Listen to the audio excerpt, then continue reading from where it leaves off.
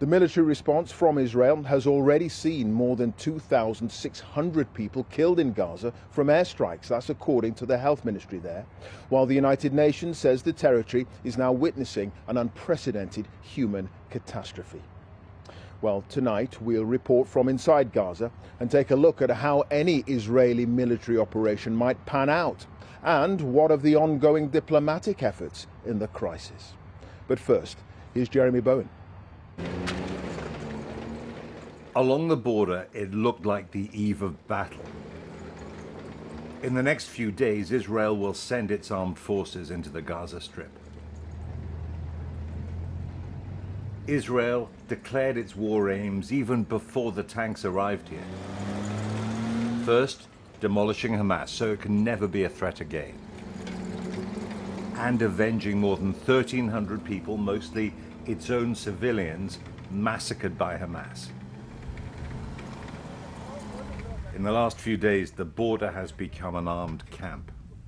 Israel says its offensive is anchored in justice, security, and morality. It has mobilized 360,000 reservists. Border communities like Kibbutz Kfar Aza that were barely defended when Hamas stormed in are now staging areas for the offensive. One certainty is that when Israel's soldiers move forward, many more Palestinian civilians will die. Gaza was pounded again, the 8th day in a row.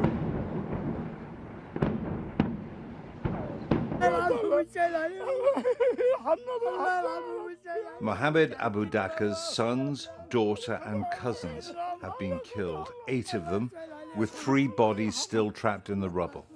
They were children, he said. They didn't carry guns.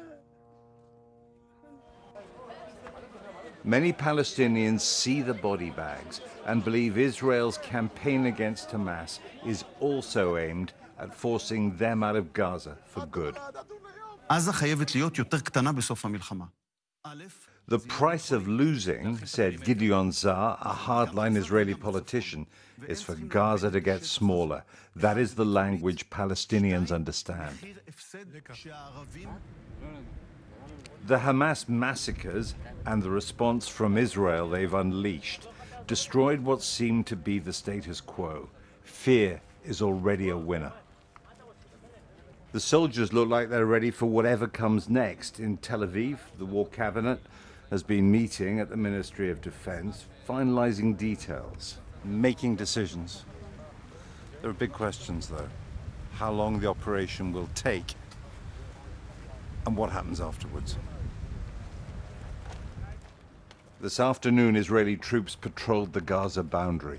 Very soon they'll cross it as this long conflict hurtles into its next destructive chapter.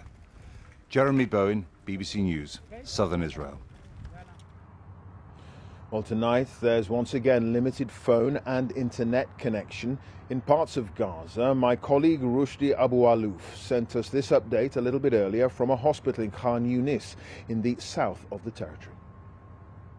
The humanitarian situation is deteriorating, reaching the level of catastrophic, as the director of this hospital in Khan Yunis told me. He said we have as little as 200 liters of fuel to run all the essential operation for the hospital, and they're expecting tomorrow midnight should all of the generators in the hospital here will stop.